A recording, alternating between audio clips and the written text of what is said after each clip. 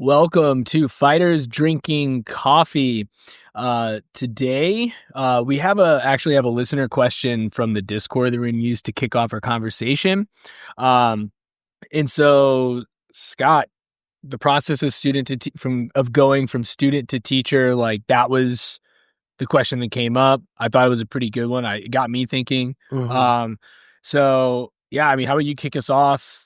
That like change of how did going from being like the student in the room, because we were actually both around the same time at Nova when this, like, it kind of hit both of us around the same time.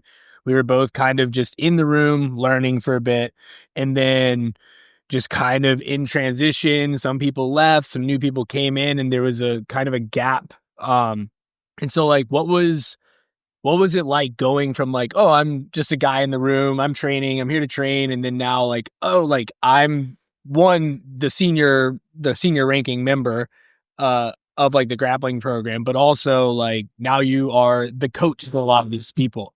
Yeah, dude. So interestingly, when we were training together at Nova, I was a purple belt, and I had actually started teaching as a blue belt in Lexington, Kentucky, where I'm from, before I moved to the DC area. And I started teaching as a blue belt, dude. And this was like back in the day when so I started training in 2005, and I got my blue belt after about like 20-ish months, like almost 2 years, like between 18 to 24 months, like the kind of the typical ish range for a blue belt. I think I may have had like maybe 1 or 2 stripes. I was like, it wasn't a brand new blue belt. I might have gotten up to like 3 to 4 stripes blue belt. So like on my way to purple belt. And this is interesting. I love this question, by the way. There's a lot I could say about this, so I'll try to like keep myself from ranting too much, but at the same time I will rant. Anyways, Rant away. I am.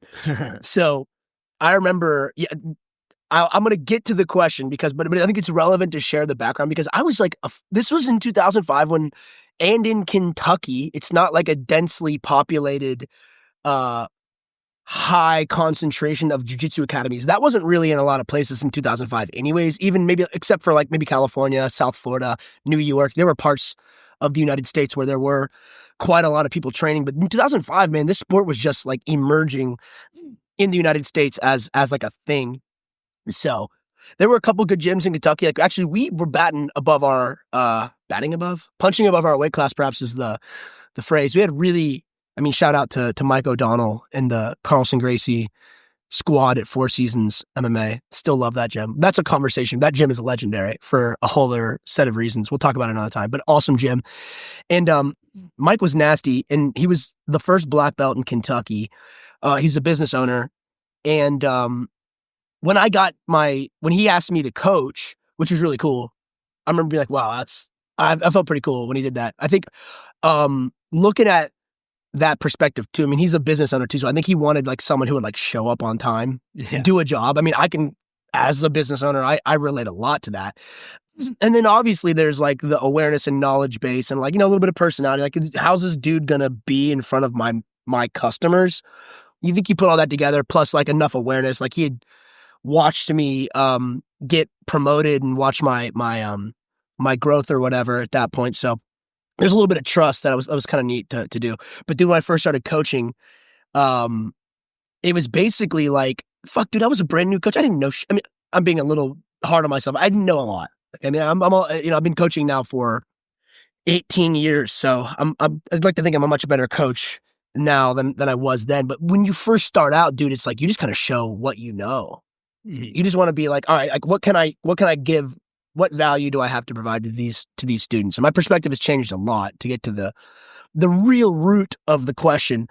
But like I'm working my way back to Nova when I really began coaching and also taking it a bit more seriously because I wanted to get paid and like turn it into a career. So therefore I was like, all right, I got to think about providing a like actual, like I got to increase the value of what I'm doing for not just the members, but for the business owner. And then like, can I grow my skills as a coach? And then, by the way, like spoiler alert, a bunch of years later, I now own an academy and I teach a lot more people. So it's like, this is something I wanted to get better at doing is what I'm saying. But so like I taught in Kentucky for a while, got my purple belt there, kept on teaching, had a couple classes a week that were my classes. And moved up here and I stopped coaching because, I'm moving to a new area. I'm going to other gyms as a student, which I actually appreciated because I knew I needed to learn a lot more.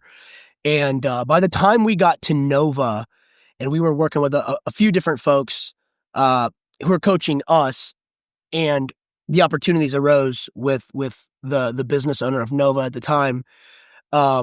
She needed some help with staffing, and I was interested in picking up like side gigs. This was around the time in my career too, where I was like, fuck these office jobs. Like this is going to be like a slow, miserable death for me. So I have to find a way out. And I was like, all right, what are my interests? Do I have any marketable skills? What can I do to get paid? And I'm like, all right, jiu-jitsu, I do this shit all the time. I love this. Maybe I can start doing like get some gigs. Yeah. And then just scale that up. Like get paid a little bit. And so that was around the time when everything I just mentioned a moment ago, where I'm like, all right, like let me like become a bit more professional about how I do this and try to escalate my ability to provide that value for people. And we were also competing about it. That's commensurate with me wanting to be the better I am at the martial art, the more I will be able to provide perspective and value to people, which is ultimately what I'm going to get to on like the student to teacher thread. But anyways, man, like, I mean, this is like, me and you were linking up and we were training the shit ton together back then. We were doing remember 5:30 a.m. lifting sessions? Oh, I mean, we would get up at probably, I mean, I would get up at like 5, dude. We would lift at like 5. We would lift at like 5:30, and then do a little bit of training. We would do a little bit of training, or like some days you would go to. I think. Well, no, I would shower there. We would do some wrestling. You would go. We would even do some podcasting. And by then the way. we would do podcasting afterwards. Get the hell out of our there. Little studio. Be at work by like 8:39 or something, dude. Yeah, and some days after you would leave, I would roll with Sam Perdomo. Yup. Shout out to Perdomo. Yeah. He's still going, dude. He's a beast, dude. He is. He's the man. But yeah, I mean, we were fucking little mat demons because we were just on the mat a lot. I mean, I worked at the gym. Yep. That was like my job. So working there was, being there wasn't as big a deal. But well, and kind of like what I would, my reaction to that, dude, is a lot like what I was just saying, where it's like you, like me, like we're both like the more time you're on the mat, the more you're soaking up expertise and knowledge. And you were also working a lot with like you were like doing privates and stuff, if I recall. Yeah, I had privates like a lot of time. I'd finish with you. We'd finish training. Then a lot of time I'd either have a private right afterwards, or I'd have one around lunchtime. Yeah, it was because around the same time you started, like we both started coaching there around the same time. I started a little bit. No, did you start at the old location too, coaching? No, I started at the Quincy, because I started filling Quincy location. I started filling in at the old like single level, the old smaller location, but not like I wasn't a full-time coach until we both started that around the same time and that was another interesting thing too. Like again, like business perspective, I think the business owner, she was like, yo, I need people who are going to show up on time. Cause like jiu-jitsu people are kind of wild, man. Like they're not always reliable. I hate to say it, that it's just a fact. But I think that was one thing. He was like, we're both going to show up on time. We're going to do our job. And I think like ultimately she's like, you guys have like, you're ranked, you know more than I do. You're going to show up on time. Can you please come in and like teach these guys? I'm like, hey, you look like you know enough. Yeah. Being a little. The cauliflower helped for me. Totally. Well, but like to that point, man, and like this is like the ultimate thing I want to say about going from like student to teacher is that I think your perspective changes quite a bit when you're a student. And then I'll even add in like competitor too, because I think that path exposes you to like more of the depth of what's required to be good at the martial art, because the nature of competition requires you like under pressure to like actually understand what you're trying to do, and then you must do it or you lose. I think that we'll say like that plus being a student and the understanding of what the objective of the martial art is, transitioning the lens over to like now, if you have some level of understanding of that goal, then saying, all right, well, now I need to convey this to a room of people who have differing degrees of goals themselves. They may not all want to be competitors. They just want to learn it. They want to just pick up a skill for fun or whatever. Either way, everyone in the room just wants to understand and get better at the martial art. So whatever their perspective is, like those other roles that I'm alluding to, student and competitor, I think it just helps you get that like root of what we're trying to achieve in Brazilian Jiu-Jitsu or anything, MMA, you name it. And then when you have to teach it, you have to really think about, like, I think a teacher's job at its core is how can I make everybody in the room better at this martial art faster than I was? Like, I think our job is to think about all the mistakes and things we've learned. Like, how long did it take me to, I like talking about arm triangles because I've been teaching that move since Lexington, Kentucky. For like 18 years, we've been teaching the same move. And I like that because like a DMA, a lot of people know how to do it pretty well, in my opinion, which is cool because I've tried to track this one technique that I've been teaching for this many years, for almost 2 decades. And I asked myself, like, how quickly can I show someone who doesn't know anything about this martial art to figure this out in as short amount of time as possible, or at least get to be like some degree of competency. They're not going to figure it out right away, but get them to where they can do it in a shorter duration it took me to do it. Yeah. So it's like your dad. I don't know if it's, maybe there's a parallel to this, but it's like, hey, I want to teach these people who are paying me to learn a thing faster than I learned it. Well, yeah, you want them to avoid our mistakes. Yeah, you want them to learn without having to stumble through all the shit that we stumble through. Yeah, you've already done the trialing and the failing and all of that. So you want to try to teach them in a way that they don't have to go through as much of that. Like, you're taking out all the stop gaps, all the troubleshooting. Cause like, I mean, heck, a lot of the stuff when we were learning it, at least for me, like, it was like, oh, this is the move, do it, right? Like, you didn't necessarily, because I mean, a lot of times we're just like, all right, what are we doing today? Like, because it was such like a in and out of instructors at the start that it was like, all right, well, we need to do something. It's like, well, today we're gonna do Kimuras, right? Let's all try to figure out a Kimura today, right? And like, because I mean, a lot of it, there were times where it was just like, all right, we're just gonna all just like show up and just fucking bang, yeah, just go. And so you're just trying to like, you have to you know what the move is, you know what it looks like, and you have to troubleshoot it all the way through. And so yeah, you're trying to take that whole process out for these guys because like we didn't have the person showing us the details all the time, right? Like for stuff that we were trying to learn because we had to be the ones to teach it. So we had to do all the troubleshooting. We had to build the technique around how we do it, find out all of our little details, all of our little like black magic jiu-jitsu tricks. And so like the goal, yeah, is to try to get them to not have to go through that process. And sometimes you do want them to go through, like there are, especially for like eco nerds, like there's a discovery process that person has to have themselves. Like you can give them the tool, but like you do need to also like, hey, you do need to figure out how to apply this, but like, let me go ahead and show you the tricks. But there is the difference when it's live versus now, right? Dude, like, 1,000%. Like, so, I mean, on that point, like this isn't like jiu-jitsu isn't like some a priori, like learning process where like you just inherently know it. You don't inherently know it. You have to show them some technique and then be like, all right, now you got to give them enough framework and enough raw materials to then allow them to discover it. If you're just like, go do the position and they have no idea what they're supposed to do. I'm not saying that's what eco does necessarily, but like the point I think we're both saying is like, you got to give them some direction. And then, yes, I agree. You deploy them to then go and discover some of this themselves, because I do think that that's the best way to learn, which is just showing a technique and then leaving it at that. It'll get them on the path, but orienting like maybe drills or exercises to get them to connect the dots on how to implement this thing against some degree of resistance it's a really good way to learn. Yeah, so especially with little sidebar comment on like some eco, I guess. Yeah, since we're calling it that, I don't like calling it that. No, CLA, I whatever. There's like all that methods, shit, right? But like, not to shit on eco, but like I think it does depend on your audience. Just to bow up this sidebar real quick, I heard this tangent.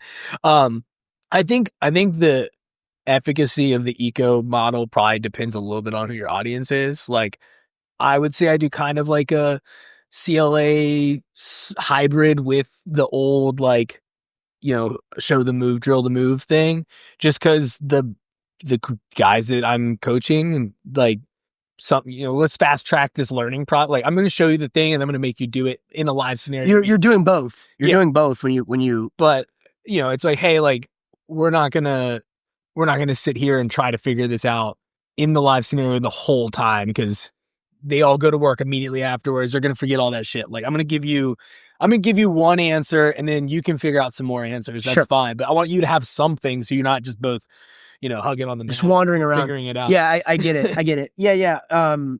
Anyways, but it's interesting. So like to your point, yeah, it definitely started off as like, hey, I got to teach I got to teach tonight. I got a 6:00 class or whatever, and I just got to show something.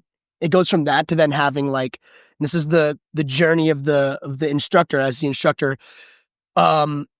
improves, or perhaps like the job of the instructor changes. Like my job now is kind of building curriculums in a program. And this is like a bit of a shout out to Nakapan, who's talked about this from like a business perspective, a bunch and he posts about this on Instagram. He does this with his business networking group, which is, you gotta have a program, not just a class. Mm-hmm. But that comes with time. Like, and when you start programming and like, as your scope goes from, I'm training 15 to 25 people in a class to like, now I'm still doing I'm doing that alongside of guiding like hundreds of members towards a system to teach them the big picture. And that comes with time. And so like for me, learning how to do that and continuing to learn how to do that, you have to have a vision for what the big picture, like what do you want these dudes to understand about jiu-jitsu? And a lot of times it gets down to like basic things. Doesn't mean it's easy, but basic things like you need to understand how to be defensive everywhere to then be capable of executing offense everywhere. This is like that's just an example, very simple. Doesn't mean easy because that'll take a long time. But like if you have a question like that or an objective, like this, I want everyone who signs up and does jiu-jitsu to start off being able to defend themselves and then eventually get good enough at doing that. And if they're not just trying to survive all the time, and when they're brand new, they will be trying to survive all the time. But that's a good way to like develop that defensive baseline. Once they got enough of that down, like when you're not on defense all the time, you actually have some gaps to then think about attacking people. And that's ultimately where we want to get people, because like as someone improves their skills, this like they want to become like a weapon, not just a target. So you get good enough defensively to then allow yourself to be offensive. Again, just using that example. But then you think about like, all right, throughout the year, how do we map out monthly, weekly, and then ultimately daily classes? And then you match that with a team of instructors, which like, for example, I have. This is way different than what we were doing back in Nova, because it was like me and you and like one or two other guys, and we were kind of disparate. Yeah, and we weren't a couple. We weren't super coordinated, but again, I wasn't in a position to think about these things at the time. Now I am with a bit more perspective and more experience. But you got to think about, how do you convey to your staff of coaches a unified objective throughout the year, the quarter, the month, down to the week, down to the day? Like, what are we all doing across our different classes with room for each coach to be unique and different? Because that's a really valuable thing about having a team of coaches, is like, we're not all going to do the exact same thing the exact same way, nor should we. We can all be working on the same thing. Like, I'll give you an example. Like in the month of May, my students will be working on mount and back mount primarily, with the most of the focus being on offense from those from those positions, balanced with a little bit of defense. Like the defense is never completely gone, but I'd say it's maybe like 75-25, maybe 80-20. It's thereabouts. The focus mostly being on offense, because we've been doing a lot of defense already. So now it's time to kind of shift that focus, but that's what we're doing for the month. Yeah, and every coach should, if they're listening, they should be sticking to that, because we're a team, and if we're all working on the same thing, it's going to be better for our students. But each of the coaches will get to do that in their own little way. I'm not going to micromanage how they do it. If someone, I will be overseeing, I will be popping in and checking stuff out. I will be watching you, but someone's making some like egregious error, like I also don't want to get in the way of my teachers, my teammates figuring out how to do their jobs better, because that discovery process applies to coaching too. Like you got to like learn, back to what I was saying earlier, where it's like, you got to like figure out, all right, and this is something I think about too. It's like, it like back to what you were saying about the classes, when you're talking about the eco thing versus like when me and you show up at 8 a.m. on a Saturday with a room full of people who are experienced.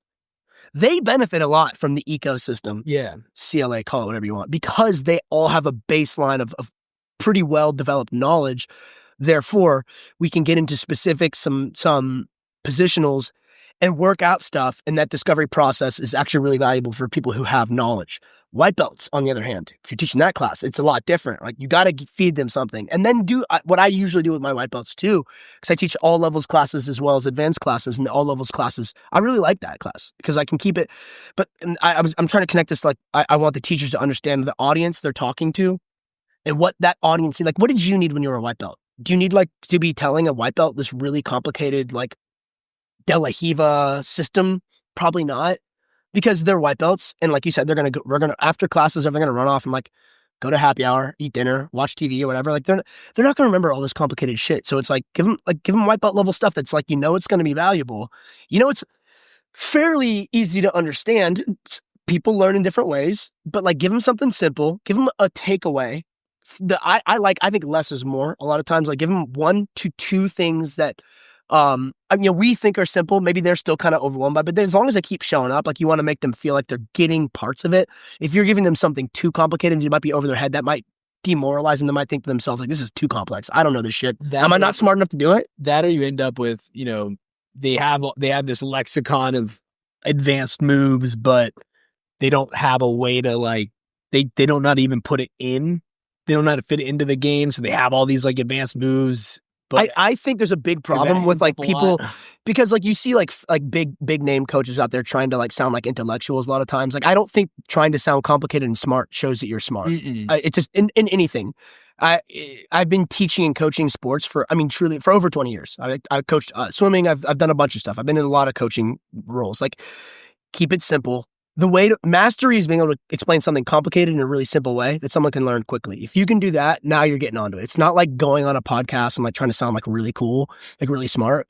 It's not. Like, you just sound like arrogant and like egotistical and like an intellectual nerd, which an arrogant intellectual nerd. Intellectual nerds rule, but like arrogant intellectual nerds, that's another thing. It just comes off as like, all right, self-aggrandizing. Like, I get it. Yeah. You think you're awesome. No, it's transparent. People see it and they don't like it. But anyways, it works on some people. If like you like running a cult, like some people really like getting into that cult of personality thing. It's a whole other conversation.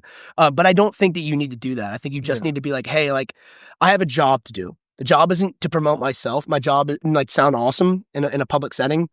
You can maybe get a little bit of that. Like, it's to get the white belts in the room, give them something simple. Like, they should objectively be growing. And so, anyways, the last point on that topic with the all levels classes, what I like to do is like I show them 1 or 2 things. I do it relatively quickly. I go around and make sure that they're at least getting progress on that. And if you have a room of like 30 people, like, some people will get it quickly, some people will get it slowly, some people will be in the middle. And then you go and deploy them in drills. So you can connect it. That there is that value of the drilling game, CLA or whatever learning method that I think you can combine both. And you let them play a little bit, man. Like, these people are paying customers. Let them go out and do some rounds. They want to sweat. They want to work out. Yeah, at the end of the day, a lot of these guys, this is probably a good portion of the non-competitive people. Like, a lot of your people are doing it as a hobby or recreationally. Like, this might be their workout, And it's like, I always try to take that into account. Like, hey, like, yeah, learning's cool, but like, at the end of the day, this might be the only exercise they get. Maybe twice a week. They got to sweat. And so like they are paying to do this for more than just knowledge a lot of the time. Well, and to that point though too, like the going out and rolling around, however you want to, I've done classes where I've had them like positionally roll, which is a little bit of both, and it's both an exercise and it's both educational at the same time. So you can do that. Last thing on this too is you made a comment about like some of those guys aren't going to be competitors, which is another thing to think about too. Like, when you're in that teaching perspective, you got to ask yourself. This just goes back to like, know your customer, know your audience. Like, what are they looking for? And so, again, back to the curriculum and like system thing. When you think about building something for a big group of people, like, what's something everyone, whether they're a competitor or like a non-competitor, what would they all benefit from? And usually if everyone benefits from the same thing, because you have to start thinking about this stuff in scale. It's not like, what does Mike, the guy who's fighting in a month, need? Or am I going to go into a white belt class and teach a class based around what the purple belts need? Or can I teach something? I think this is the challenge, and it can be another mastery thing. If you can figure out a way to structure a class that everyone from white belt up to like purple, brown, black can come in and get some value out of it. Like, I think that's more sophisticated than like trying to go in and like split an atom in a class. Yeah, because I don't think that's necessary. Yeah, so like we we're not like a major at Battlefield. We're not a major competition school. Like we are mostly recreational, but we have in the classes that I both attend and teach. So like the time of day that I'm there coaching, right now I'm and out of the coaching arc just because I'm competing. And so we will do like intensive camps essentially when we have the local IBJJFs coming up because more people compete in that out of the gym than like in the other stuff. So we have a large portion of the gym all competing at the same time, right? So like it's easy to be like, all right, we can be a little more zoned in on this. And occasionally too, I think the non-competitors, they like that too. Oh yeah, they want to be around. Like, and so that's a cool culture to be a part of. We design it in a way that like we're not just we're not only gonna do hard rounds and stuff like that. Like you have to take into account like, all right, we have half the room is competing, the other half isn't, or a lot of time that other half is kind of new. And so it's like, all right, half the room's competing. We need to make sure that we structure this in a way that those guys are getting what they need, but we're not either turning these other people into just nails or boring them with just, endless positional or, stuff where they feel like they're not getting what they are looking for. And actually someone made a comment in class about this and I was like, yeah, shit, dude, like it's like, hey man, like I should be, if you are feeling like, oh man, like I'm not gonna learn anything for the next 10 weeks. Like, that's on me. I need to fix that for you. Right. It's like, all right, let's adjust this in a way. So like, we'll do what I'm trying to do right now. And it's different than what we did for the last one. So we're doing 10 weeks and we're doing blocks. So we'll do like 15-minute blocks. Like, all right, we do 15 minutes stand up. Some weeks we'll probably do the entire thing stand up, but entire class stand up. But it's like, all right, we're gonna do 15 minutes of kind of stand up work in a format where like, hey, we're getting our heart pumping, but we're also like, we're going to try to get the heart pumping, but at the same time, we're going to be reaching goals. So we create like, all right, we're going to do hand fighting. Your goal is to achieve one of these 3 grips. And then we're going to go into takedowns starting from one of those 3 grips.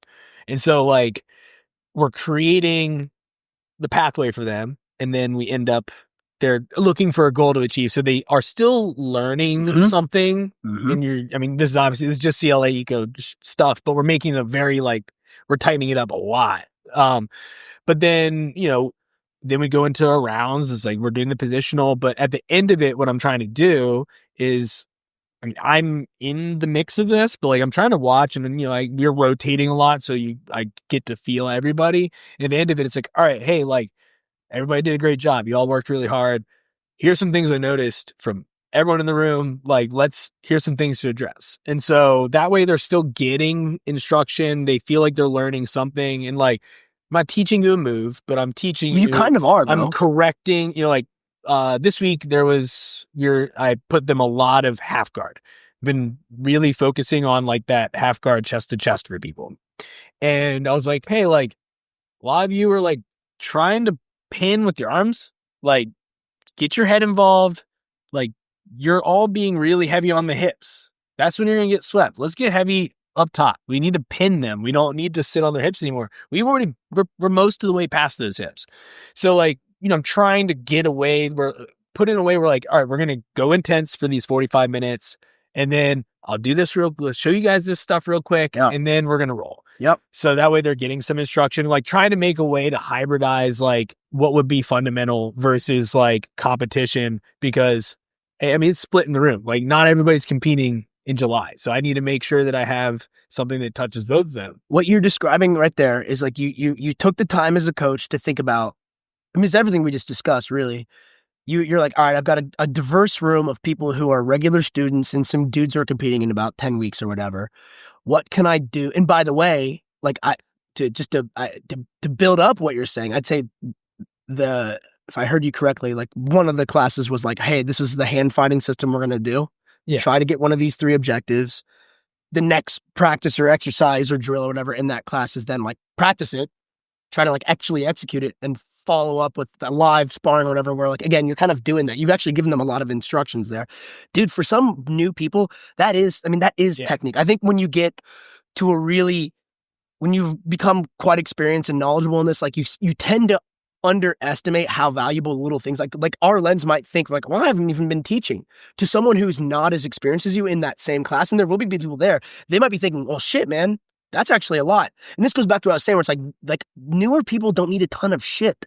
Well, I guess simple is good, dude. It's a branch off of what they're used to learning, right? I get it. I know what you're saying. Yeah. I know exactly what you're saying. So I mean, a lot of I try. It's different than being like, we're going to be doing the 3 submissions from whatever. Yeah. Rep it 15 times each. All right, go spar. Yeah. It is different than that. But what I would just say, like, because I think that's a good exercise for you as a coach, and what you just described, where you thought about like, hey, I want to do something that's valuable for everyone, so everyone wins. Yeah. In this class, competitor or not. And I think you did. Because, like I said, like that one thing might be plenty of contact. Like, I mean, dude, like students aren't likely to come up to you and tell you like, I didn't learn any. They're not going to come up and say, dude, that was too much shit. Yeah. I mean, maybe they will. Maybe like, I mean, if you have someone who's really honest with you, like that's good feedback. But I think there's probably a whole shitload of people in that room, and like you've basically built like a little exercise that's super valuable for competitors, but the new people are learning it too. Yeah. They might say, dude, that was all I really needed. That was good. It's hard. And I learned something. It wasn't 15 things. And I walk away kind of feeling self-conscious because I only remember half of a technique. Because people got to absorb all this shit. It's a lot at one time. So 1 or 2 things, hey, like we're going to do, you got a collar tie, arm, Russian to arm drag, Russian to whatever. And like, they might be like, all right, nice, cool. Can we please stop there? Like, they might be thinking that. They might be like, dude, that's plenty. There are so many days when I think that. And I've been doing this for 20 years where I'm like, yo, I just need 2 things. Particularly like in wrestling or whatever. Like when there's like, or jiu-jitsu too. Like I'll go to seminars where I'll hear like 50 things and they're all really badass. But I'm like, in my head, I'm like, all right, if I can walk out of here with 2 actionable things that I understand and can actually execute and I'm capable of practicing it, you're like, that's all I need. You're like, bro, that's the return on my investment. What do I take out of this? Yeah, for real. That's kind of funny that I was talking to somebody, and we'll actually get to some more of the actual question, but so I was talking to somebody. Talking about the actual question? We are talking about the actual question. I have certain things that I wanted to... Yeah. Lay it out, dude. I want to touch this first. It's kind of funny you bring up like that, like that like grab bag of moves. I call it a data dump. It's a big data dump. With somebody, and he's like, yeah, like he just got his purple belt, so shout out to him. But like he was like, yeah, man, like I get to like a position, and like I'm like sitting there like trying to decide what to do, and I'm like, yeah, you just know too much, like, know less shit. Like, seriously. Like, pick one thing from that position. Mm-hmm. That is what you're doing. Like, and I explained to him, and like, this goes back to the Nova days. Cause like, it was get through the guard, Kimura, right? That was always like, our system was all built off of that initial Kimura grip, trying to go dorsal with it.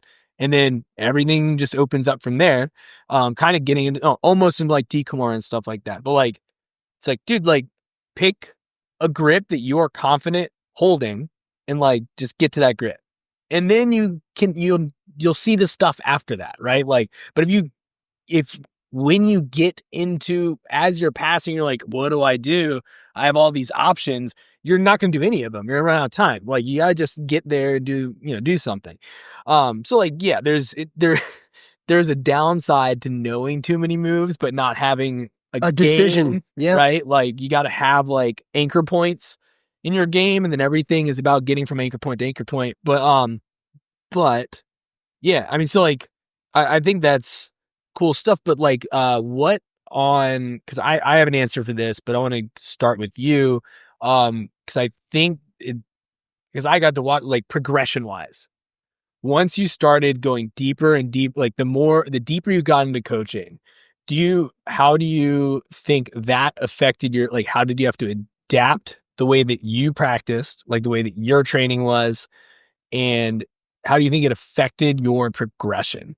Because I think that's kind of like the core of what the question kind of gets down to, is like, outside of just our transition from student to teacher, right? There's also how did you change as a practitioner, and like, what was that process like? Was there a period of time where like you felt like you were starting to lose your progression? How did you adapt to that? And like, do you think ultimately it was it lengthened it or shortened like your time in terms of like, because you were at the end of your purple belt, right? When we started like really coaching at Nova. Mhm. Is that right? Yeah.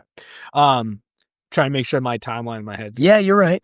But yeah, so yeah, like progression wise and all of that, how do you think that transition from teacher or student to teacher like changed that?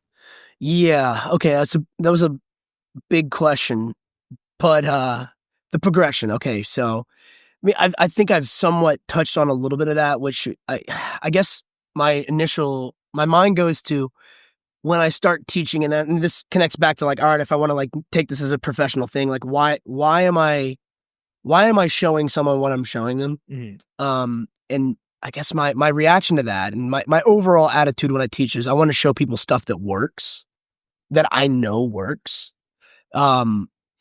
And I had the progression is relevant to that because I had to basically find that answer myself. I think the biggest thing about like being a teacher is like when a little bit of your job is to kind of like entertain and engage people for sure. But your job is to help them learn how to do this stuff. And so you really start thinking about like, hey, if I have 50 minutes to an hour where I have these people of differing experience levels, attention, what's the value of what I'm showing them? Like, what am I trying to, it goes a little bit back to the curriculum thing too. Like, where am I trying to lead this person? And it really does force you to think about that. And it's like, you have to ask yourself, like, do I actually know the answer myself? So this is where like becoming a teacher, it does make you a better practitioner because you have to answer questions that you definitely don't think about when you're just a student. You have to have those answers. And so it makes you better. It's like, why am I doing this? How does it really work? What am I actually trying to achieve? Why am I trying to achieve it? That's a little bit of what I was saying where it's like you have a goal. The goal is like, I want to get these guys defensive first, then offensive later. I'm using an example. And maybe that is my answer on what I'm ultimately trying to do for people at like a, like, let's say like a newer level, white to blue to purple belt level. At that phase, like if it all kind of connects together, it's like, all right, I have 50 minutes. I want these guys to learn a basic principle. I therefore need to understand that basic principle. I need to know why that principle is relevant and be able to explain it in as few words as possible. Again, this is not like my seminar to sit here and like sound really cool to people and, what is it, like puff my chest? Yeah, puff my chest on how smart I am at jiu-jitsu. Peacocking. Yeah, quit peacocking and just like be able to explain like maybe one or two sentences why something's really important. Show them how to do it as simply as possible. I love the chest-to-chest example because like you're right, there's a million times. This I think also connects to being a competitor too. Like when you're a competitor, you have to take stuff that's really complicated because there's like a million decisions you can make when you're in jiu-jitsu matches. And like if you have a 5-minute match, you have to have an answer to the question you're talking about. Like, when I get to half guard knee shield, I know what I'm going to do because I can't sit here and stall out for 35 seconds pondering all of the multitude of options because there is a shitload of options. So you're like, I basically get here and I try to crash my chest into their chest. Simple is good. Yeah. So I just like it as an example of like how to like systematize your instruction because you're like taking a room of people who are all wondering the same thing you're wondering too. They're overwhelmed by this stuff. And you just basically go and you're like, hey, you know what's really important when you're attacking half guard? You want to be forward action oriented so the person on the bottom doesn't attack you. And so when you're here, you can't stall out. What we're trying to do is we're trying to get past this knee shield or whatever, the leg we'll get past the barriers, put our pressure on them, weigh on them so we can then move forward. And that just keeps us on offense. And it means we're not a target. Now we're a weapon. Yeah. Bang. Couple sentences. I explained why we're doing a thing. All right, here's how we're going to do it. Try to do this in as few words as possible. The knee comes up. I circumvent my way around the knee and I drive my core in. I get a good grip so I can drive all my weight onto that person. Bang. That's the technique. You show it one or two times, ask everyone if they need to see it again. Someone will raise their hand. You show it another time. And then at a certain point when I'm teaching, I have to cut off questions because I'm like, hey, like we can do questions all day. I need you all to actually do this. I'll budget one or two. Then I'm like, all right, bang, we got to keep this show going because the meter's running, man. Yeah. Because I want them to spar. I want them to do other things. So you got to like, as a teacher, you got to like keep people. You have to think about, that's a really interesting thing too. We've talked about this in other episodes. The economy of the time you have with people. So let's make it a good class. Make sure that there's time for them to spar, but show them that, get them doing it. You're opening the door. They're not going to master these moves with your 6 minutes of instruction you budget in like a 50 to 60 minute class. So you're very intentional about these things and simple is fucking good, dude. Yeah. So yeah, dude, I think The quest to be a really valuable instructor for as many different types of students as possible makes you much better as a practitioner. Yeah, I was gonna agree with that. Because I was gonna say I think that the more I was teaching, the better my jujitsu got. I think there was skepticism going into it of like, oh, am I gonna stall out because I'm just showing my stuff? But I started paying more attention to every single thing I was doing, like especially when I was rolling. Like a lot of the time I was prepping for the next class by rolling. So I'd be studying what I was doing. And so be like, all right, like, oh, I'm going for this thing. What little details are important here? And like, oh, well, when I get this grip, if I turn my wrist this way, then that makes it a hell of a lot tighter. And then that gives me more leverage. Or if I shift my hips out, like now I have more leverage on his shoulder. And like, I started to really notice all these little tiny things. And then it started to make my jujitsu less moves and more just like, or less looking for a specific move and more just mechanics. Like it became like, oh, well, like I know that the mechanic of the armbar just, or of turning this person, I just need, these are the controls I need. I need control of the shoulder. I need control of the head, and I need I need control of the end of the lever, and that creates extension in the arm. Like that can be, I can apply that in more than just the traditional position of how you learn armbar, right? Like, so like, I think it gave me more answers and kind of made my game more fluid.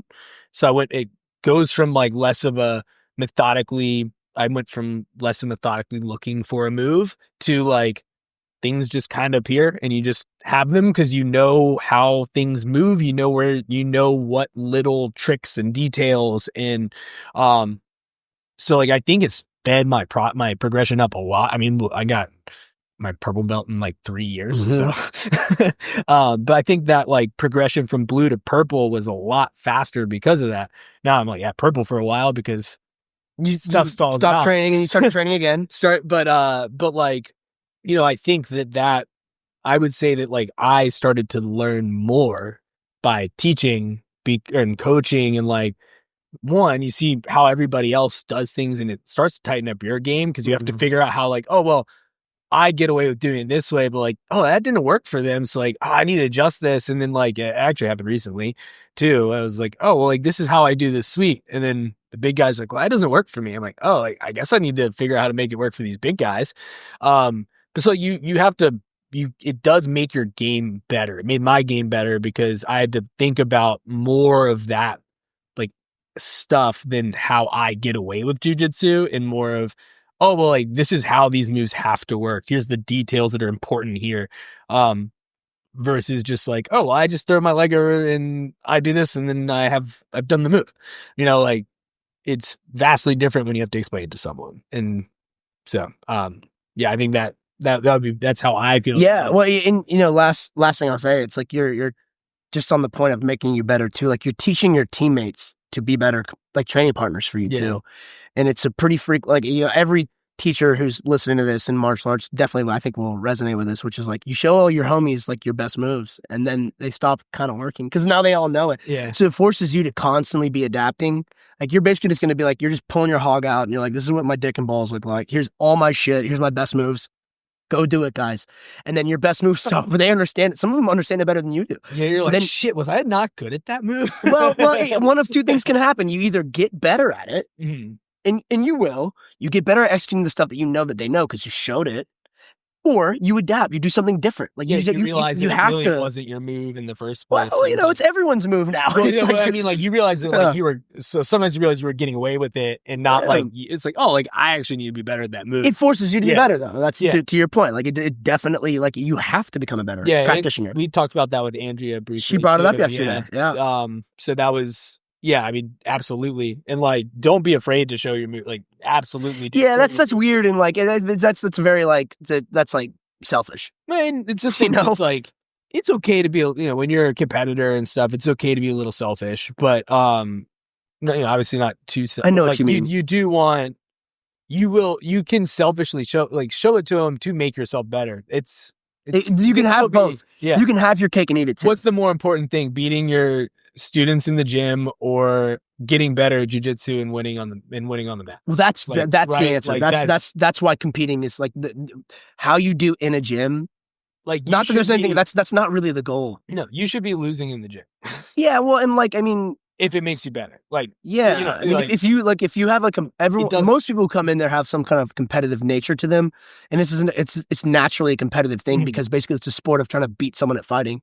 Yeah, so like that just no one wants to just get beat at fighting. Everyone's trying to win. But gym rounds don't matter, right? Well, that's what I'm getting at. Is like, no, I get it. The gym there's no record. It means nothing. It means nothing. You're right. There's no like in the gym, like it means nothing. Yeah, I agree. I mean, it's still training. It's valuable to go do that, but it's not. It's I mean, you should want to win, but totally. Everyone does want to win, but like the way to like the way that I think what you're talking about is like, I mean, like when you're training versus competing, like you gotta. If you want to learn, eventually you have to continue the process of discovery, which means you have to try different things as a practitioner. And so on the training mat, that's where you do these things. And if you avoid doing that because you want to win every round, not that you can't try something new with the intent to win, but you got to be willing to like fail to learn the new thing, which means you might lose a position. You might lose a point. You might get submitted by a guy that you're like, I usually beat this guy. Like, you have to ask yourself if you really give a shit at how that like, is it your ego so fragile that you're like, I need this guy to know that I can always beat him? Yeah. You know what? And that goes back to like, what are you doing? What are we why are we doing this? Whatever. I want all of my training partners to be a hard round. Like, that's where I want them to end up. Like, I want them to be giving me a tough time every class. I just said the last thing that's my goal as a coach, right? Well, like, I get it. Yes, it is. Yes, it is. And the final thing I'll say about this is kind of like I want to shout out to capitalism. Like, what are you getting paid to do? What is your actual job? Is your job to get into a room of people and beat them up to feel cool, to make sure that everyone knows you're the number one guy? Or is your job to be, you could probably still do a lot of that if you're a good teacher too, but you can also, your job is to make them all better.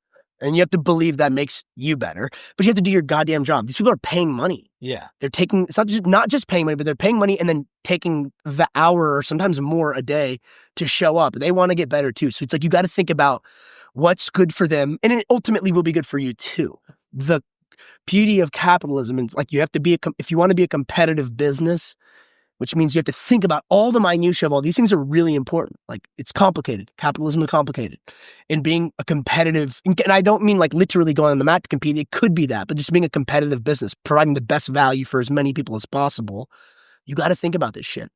And the beauty of all that is like, I think you can achieve all of these things at the exact same time. You have to ask these questions. You have to really know, what am I here to do? Why is that good for them? Why is that good for me? What am I trying to do for myself? What are my individual goals? What are my team goals? Like, these things can all be mutually aligned towards true north. Yeah. Yeah. Yeah. Yeah. So, I mean, so just kind of give a couple key takeaways for you guys, just so, like the progression, how getting other people better makes you better. The better you are as a coach, like the way, so we have some good little things, some good takeaways for how to be a better coach through programming, knowing your audience. But then also, there's some ego that you have to deal with as a coach as well. You have to see, the thing about the ego thing is it applies to lots of things. You got to, that's the more you embrace suppressing it, the better you're going to be in every level as the individual competitor and as the coach. Because at the end of the day, making your students better is what causes you to become better as well, not just as a coach, but also as a practitioner in the sport. And as a human being. And as a person. Yeah. Think about someone else for a second. Thinking about other people is good. Think about someone else for a second. But, so that's what we have time for today, guys, on this one. So thank you again for listening to Fighters Drinking Coffee. Remember to hop on that Discord. As you can see, this is straight where we pulled this topic from. We had some good questions on there. This was one of them, and we're like, oh, I can't give you guys this question in a Q&A. I'm gonna have to pull it up here, put it on the podcast just itself. listen in, Discord. Yeah, People. so I'll have to make sure they know. But so, hop on there. Like, we're checking that stuff, and as it grows, the more interactive it'll become too. Remember to follow us on Instagram at Fighters Drinking Coffee, and rate, review, follow the podcast wherever you're listening. A 5-star rating helps us out. That helps us get more listeners, puts us up higher in the algorithm. The more ratings we're getting, better it is. You can comment, tell us you hate us, don't care. Just put 5 stars alongside that comment telling us how bad we are. And then we're still working on some cool value adds for you guys. So we'll have some stuff coming up in the near future is the plan, to hopefully give you guys some more Fighters Drinking Coffee content, but also, some additional ways for you guys to support the podcast, and keep this thing going for you guys. So, thanks again. Bye. Bye.